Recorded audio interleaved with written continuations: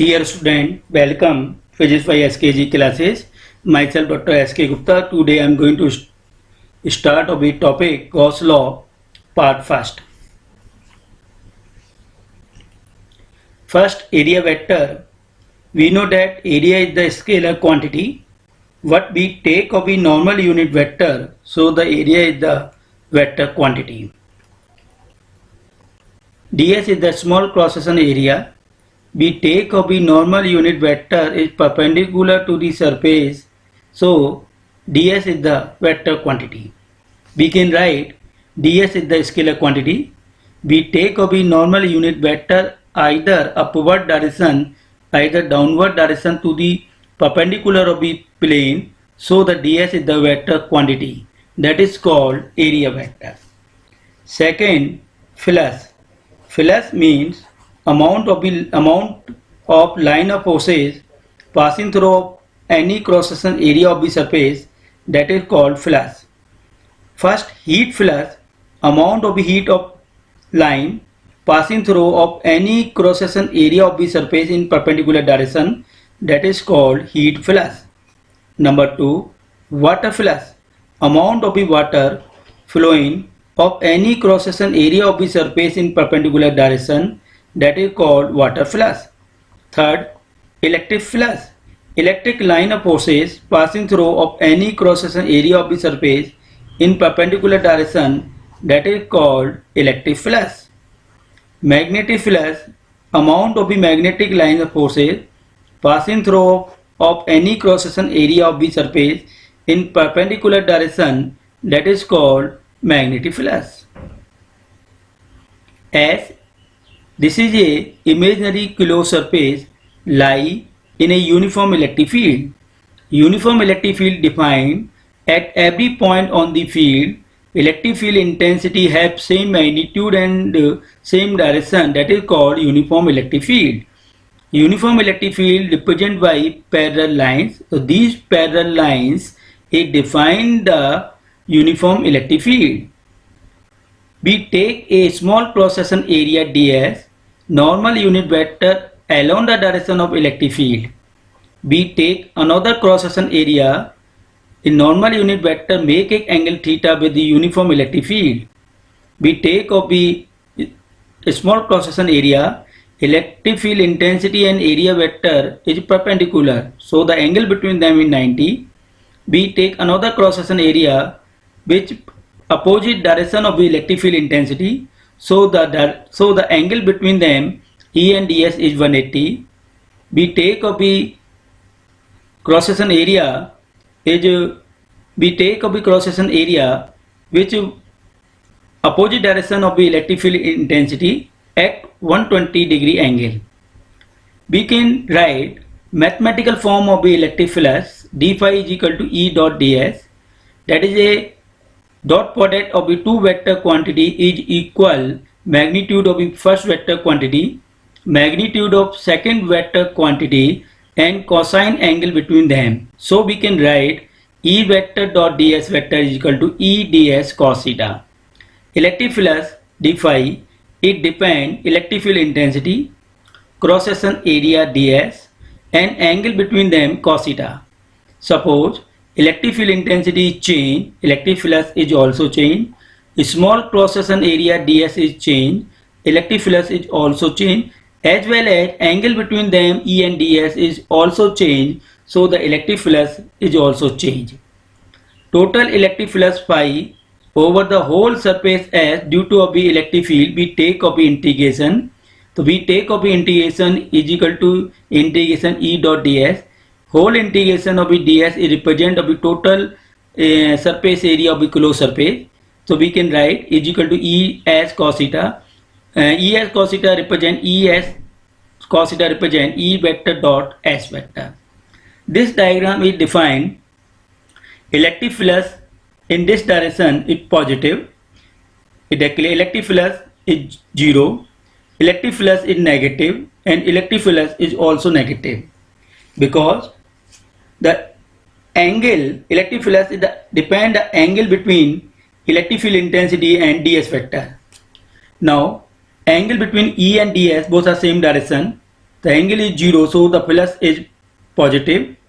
And maximum, angle between ds and electric field is 90, cos 90 is 0, so the flux is 0. Angle between ds and electric field is 180, cos 180 minus 1, so the flux is negative. Angle between ds and electric field intensity is 120, so the cos 120 is equal to minus 1 by 2, so the electric flux is negative, having a value minus E ds by 2. Is that clear? So according to this diagram, we have conclusion that electric flux having positive value, having negative value and zero value. Electric flux is a scalar quantity because the dot product of two vector quantity is always scalar. So the electric flux is a scalar quantity.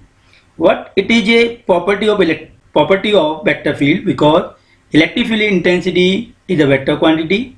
This small cross-section area ds is the vector quantity. So the electric flux is the property of vector field. SI unit of electric flux is Newton meter square per coulomb or Joule meter per coulomb. Electric flux through a circular disc. We find out the electric flux through a circular disc. Circular disc basically composed by number of concentric rings. First, we take a elemental ring and find out the electric flux. Q.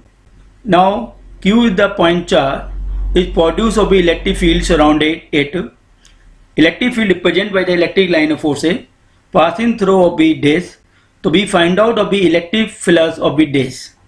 So we take a small ring, yeah, we take a elemental ring because the disc is composed by number of concentric rings.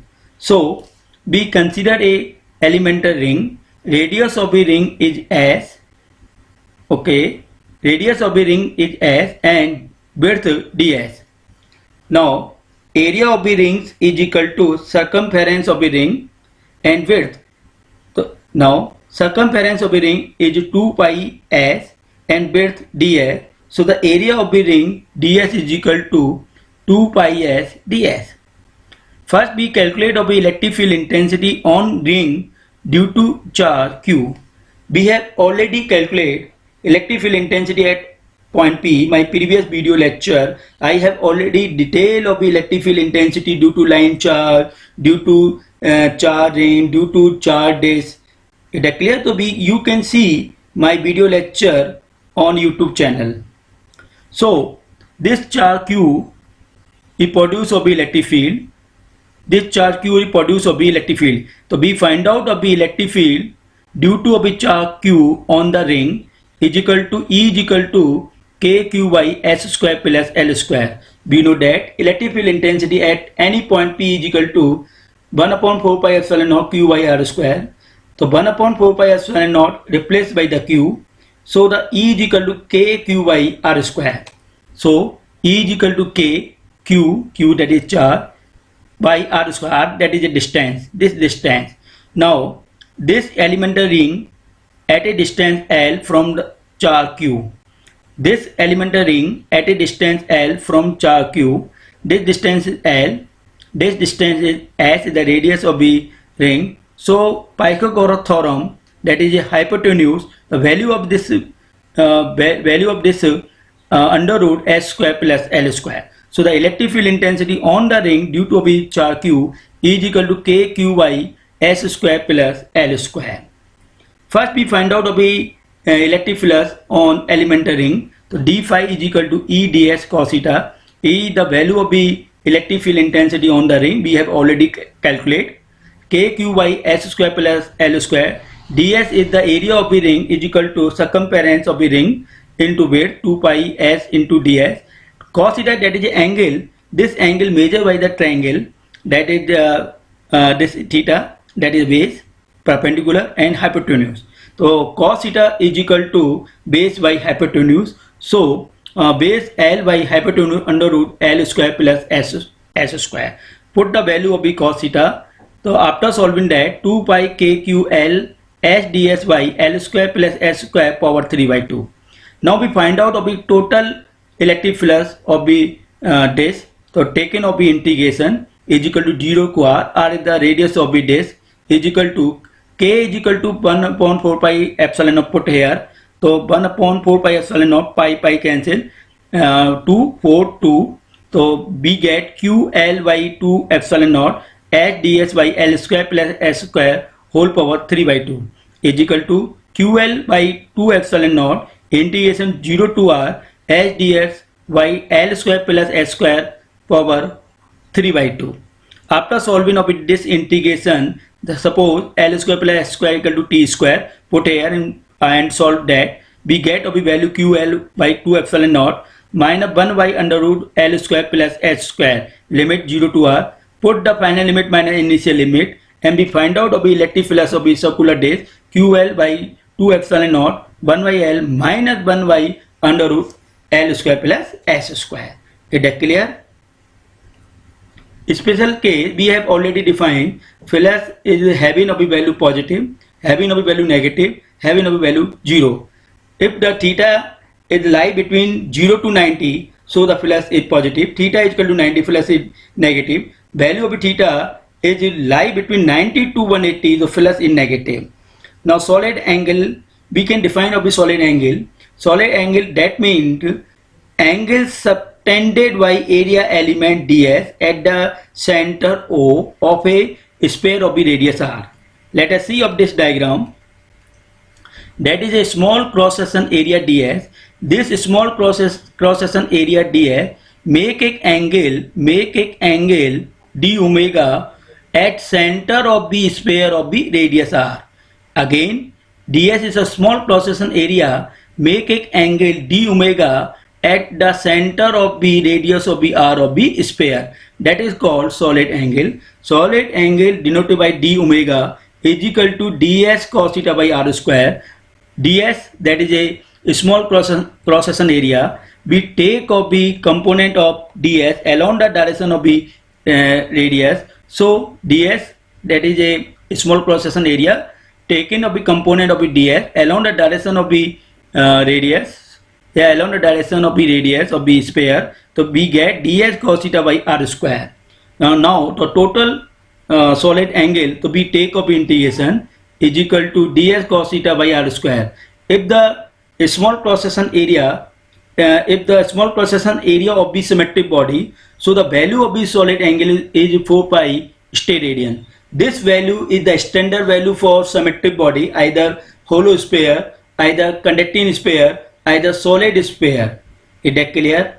Now, if the symmetric body, the value of the solid angle is always standard value 4 pi steradian. Steradian, that is the SI unit of the solid angle. Now, Gauss law. Gauss law is defined net outgoing flux from any closed surface is directly proportional total charge enclosed by that closed surface and product of the again repeat, Gauss law is defined net outgoing flux from any closed surface is directly proportional algebraic sum of the total charge enclosed by that closed surface. First definition of the Gauss law. Another definition of the Gauss law: total flux from any closed surface must be equal algebraic sum of the total charge enclosed by that closed surface and product of the 1 upon epsilon naught, where epsilon naught, that is absolute permittivity of vacuum, either air, having of the value 8.85 into 10 to the power minus 12. That is called Gauss law. We take a closed surface in which charge is uniformly distributed. This closed surface is known as Gaussian surface. Gaussian surface is the imaginary surface. We have Gaussian surface is spherical for point charge, conducting sphere, hollow sphere, non-conducting sphere, spherical shell. Is that clear? The Gaussian surface of point charge is spherical. Gaussian surface of the hollow charge also spherical. Gaussian surface of the conducting sphere is also spherical. But infinite line charge distribution, Gaussian surface is cylindrical. Infinite plane sheet, Gaussian surface is cylindrical. We take of the Gaussian surface According to problems, my next topic, according to Gauss law in mathematical form, total flux is equal to algebraic sum of the total charge enclosed by that closed surface and product 1 upon epsilon naught. Prove the Gauss theorem, that is a center, Q is the point charge lie at the center. We have already that Gaussian surface of the point charge is spherical. We take of the small cross-section area, R is the radius of the Gaussian surface, ds is the cross-section area, small cross-section area, is having a direction to the perpendicular to the plane. Electric field due to a point charge is radially outward. According to diagram, electric field intensity and ds both are same direction, so the angle between them is 0. According to Gauss law, the flux is equal to E dot ds. E is the electric field intensity at point P due to point charge, having a value 1 upon 4 pi epsilon naught q by r square r cap dot ds is the vector. We can write ds n cap. We have already explained my first slide. So d phi is equal to 1 by 4 pi epsilon naught q ds by r square dot product of the two unit vector r cap and n cap. R cap is the radial unit vector, n cap is the normal unit vector. According to the dot product of the two vector quantity is equal to magnitude of the first unit vector and magnitude of the second unit vector and cosine angle between them. R cap and n cap both are same direction, so the angle between them 0 degree. We know that magnitude of any unit vector is 1, so the r cap magnitude of the radial unit vector 1, magnitude of the normal unit vector is 1, and angle between them cos 0 because they are same direction, so we get 1. So flux d phi is equal to 1 by 4 pi epsilon naught q ds by r square. Now total flux phi is equal to integration d phi, put here value of d phi, the 1 upon 4 pi epsilon naught q by r square taken out from the integration, that is a constant, and ds is the total integration of the small cross-section area. ds is small cross-section area, but integration of ds define total cross-section area of the Gaussian surface is equal area of the Gaussian surface. Gaussian surface is the spherical, so area of the spherical 4 pi r square 1 upon 4 pi epsilon naught q by r square into 4 pi r square. So 4 pi r square cancel out, we get of the q by epsilon naught. So we have proved the Gauss theorem. Detection of the Coulomb's law from the Gauss theorem, that is a point center, point charge lie at the center. The Gaussian surface of the point charge is spherical. Radial electric field intensity at point P radially outward direction.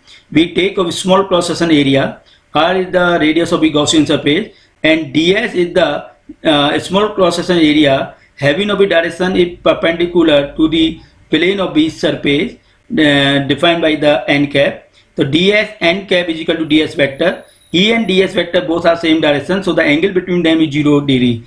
According to Gauss law, total flux is equal to integration E dot ds is equal to q by epsilon naught.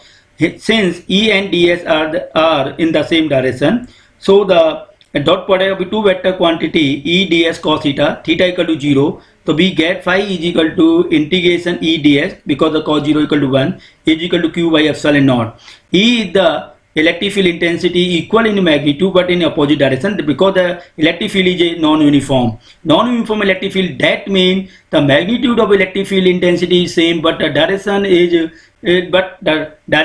different at a different point in the Gaussian surface. Suppose that we take up a small cross-section area, the electric field in this direction. We take up a small cross-section area, electric field in this direction. We take up a small cross-section area, electric field in this direction. We take up a small cross-section area, electric field in this direction. So the electric field intensity, so the direction of electric field intensity at different point on the Gaussian surface, but the magnitude is same. That is called non-uniform electric field. So the E is the constant in magnitude outside of the integration. So outside of the integration, so E integration ds, the integration ds is defined the whole cross-section area of the Gaussian surface is equal area of the Gaussian surface, because the Gaussian surface is spherical, so the area of the Gaussian surface 4 pi r square. So E into 4 pi r square is equal to q by epsilon naught. E is equal to q by 4 pi epsilon naught r square. electric field. Now if a charge Q naught is placed at a point where electric field is already calculated, so the force acting on attached charge present in electric field, so F is equal to Q naught by 4 pi epsilon naught R square. Is that clear? How can that this value? Because the force acting on attached charge due to a electric field F is equal to Q naught E or E the electric field we have already calculated put here. So F is equal to Q naught E. So Q naught E value of E Q by 4 pi epsilon naught R square. The force Coulomb force F is equal to Q naught by 4 pi epsilon naught R square. Application of the Gauss theorem. Now first application, we calculate of electric field intensity due to infinite line straight wire. That is a infinite line straight wire having of the positive charge uniformly distributed. We calculate of electric field intensity due to infinite long straight charge wire at point P. So that is a center of the wire. We take of the two small length element at point A, at point B at a distance L from the center of the wire.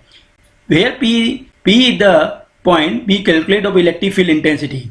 Now charge on the small length element dq, charge on a small length element dq.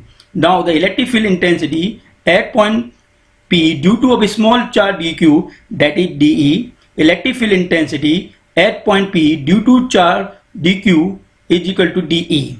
So the electric field intensity dE and electric field intensity of dE due to a charge dq in this direction, electric field intensity at point P due to charge dq in this direction, because that is radial direction. Now to resolve of the electric field intensity in two components, one is the horizontal component and another is the vertical component. Horizontal component dE cos theta along the direction OP, dE cos theta along the direction of OP. Vertical component dE sin theta, vertical component dE sin theta. Electric field intensity dE, this distance and this distance is same, so the electric field intensity value of the electric field intensity is equal in magnitude. So the vertical component have same magnitude but opposite direction. That is, vertical component of electric field have same magnitude and opposite direction, so they are cancelled out to each other. What horizontal component of electric field intensity along the OP direction, they will be add. So net electric field intensity along the OP direction, along the horizontal direction, but resultant electric field at point P according to Gauss law. So we take a Gaussian surface. We have already defined the Gaussian surface of the infinite long straight charge wire is cylindrical. That is a Gaussian surface. This Gaussian surface divided in three small cross-section area A, B and C. Let us see A. The ds vector is perpendicular to the electric field, so the flux is 0. At point P at bottom surface, ds is the downward direction, electric field along the OP direction, so the angle between them 90, so the flux is 0. But lateral surface, electric field intensity in this direction, area vector this direction, so net flux along the OP direction d phi is equal to E ds cos 0, cos 0 is 1. So at point A, B, electric flux 0, but point C, electric flux is find out. The net electric flux according Gauss law, flux is equal to integration E dot ds is equal to Q by epsilon naught. So after solving that, flux at point A, B and C, we have already find out A, B and C. A and B flux is 0 because the angle between E and ds is 90. So E and ds is 90. Flux 0, and flux at point C, that is lateral side of the cylindrical surface. So flux E ds. ds is small cross-section area of the cylindrical surface. Integration of ds, that is defined of the total cross-section area of the cylindrical. So we have total cross-section area of the cylindrical is equal to 2 pi RL. L is the length of the cylindrical Gaussian surface. So E into 2 pi RL is equal to Q by epsilon naught. We know that linear charge density, that means total charge per unit length. Linear charge density, that means total charge per unit length. Linear charge density denoted by the lambda. Lambda equal to Q by L. So the Q is equal to L lambda L. So linear charge density lambda is equal to q by L. So the q is equal to lambda L by epsilon naught. तो E into 2 pi r L is equal to lambda L by epsilon naught. L से L cancel out. तो electric field intensity due to infinite long state wire E is equal to 1 by 2 pi epsilon naught lambda by r multiply of 2 in both sides. E is equal to 1 upon 4 pi epsilon naught 2 lambda by r. Why multiply by 2? By multiply by 2 because for the numerical point of view we have the value of 1 upon 4 pi epsilon naught is equal to 9 into 10 to the power 9. For the mathematical calculation we can easily solve because we have know the value of 1 upon 4 pi epsilon naught is equal to 9 into 10 to the power 9. So the electric field intensity is inversely proportional to r. So the r is the point we can measure of electric field intensity. Point P is away from the point charge, so the electric field intensity decrease. Point P move toward of the point charge, so the electric field intensity is increase. It is clear? ठीक है दोस्तों, सीधे student बेटा मैं यहाँ तक आपको कराया है, अब इसको यहाँ तक आप पढ़ लीजिए. ठीक है, अगले वीडियो लेक्चर में मैं application of Gauss law second part, इसमें electric field intensity due to spherical conductor, hollow conductor and infinite plane sheet and problem based on Gauss law. It clear? ठीक है दोस्तों, मैं चाहता हूं कि मेरे चैनल को आप लाइक करें, शेयर करें और मैक्सिमम स्टूडेंट का इसको अप्रोच करें. ठीक है स्टूडेंट, मैं अगले वीडियो लेक्चर में फिर मिलता हूं. नमस्कार.